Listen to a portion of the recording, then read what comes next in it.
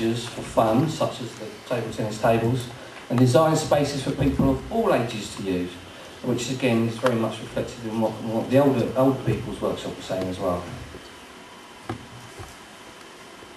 The local economy, young people want to see the mainstream retailers, and there's a whole list of the retailers that they wanted to see. This is draft report, so we have some questions and we've kept them in there on purpose so you can see that our thinking on what they were saying. We need to clarify a few things. Laid out to replicate Brentford's original market. I'm not quite sure what that meant. An outside cafe society and a pedestrian zone, that sort of shared space again. I think we could all do with a bit of sitting outside, especially when the weather's been like it has today. And more activities on and around the river and canal. I think the water and the fact we're next to the river is something that they're very much wanting to bring forward, but they also wanted us to be on the water. And so some of the ideas that are coming up with boating, the kayaking, and there is now a new canoe club for young people on the canal now. But you know, cafes along the canal. So music venues, because there's no music venues, and other leisure areas, as you can see there. The historical context, this is about feelings really. It's about Brentford reflecting its roots and for them to be anchored in its roots. And saying that it influences behaviour patterns by supporting the continuity of culture and attract others to come and live here. And that's really quite a profound thing, I think, that the young people came up with.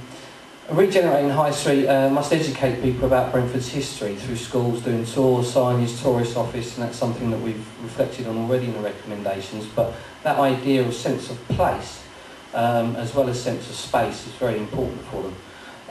Environmental sustainability, I have to confess I didn't go to this workshop and I have no idea what the next one means, but they want to utilise a mix of decentralised private wire network using combined heat and power technology alongside the national grid. Is that right, Andrew? That makes sense to you? Okay, that makes sense to someone, okay. And buildings must be adaptable to alternative future uses, and I quite like that idea.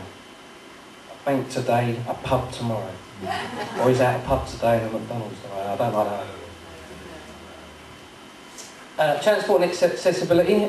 Remove parking on the south side and only allow cars to park on the north side. We're not sure if we all agree with that yet, but actually the concept being from those home zone pictures you saw, that we just get the parking on one side, all in, you know, maximise the parking by having it on one side of the street, and that therefore you've got a park-free area where pedestrians can walk without being worried that a car's going to run them over. Run a tram all the way down from London Road to Hammersmith. Well, you know, if Ken gets his way or doesn't get his way, it doesn't happen on the other side in Ealing, and it does come over here. I think that's a great idea.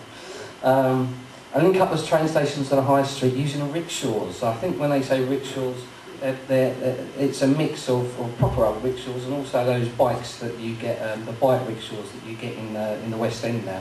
Fantastic idea. Improving pedestrian crossings on the high street. They want to link it to the football stadium. I think, you know, it's not Bill Walton's East, but the football stadium right in the middle, but then no, it's not there. Marshall taxi ranks, and again this is about removing the curbs so it's all one flat piece of road. This will help people, wheelchairs, etc. There's actually more issues there involved, and we've got some questions on that, but we will come through and work that up a bit more. And parking wide. Am I spoken? Okay, thank you.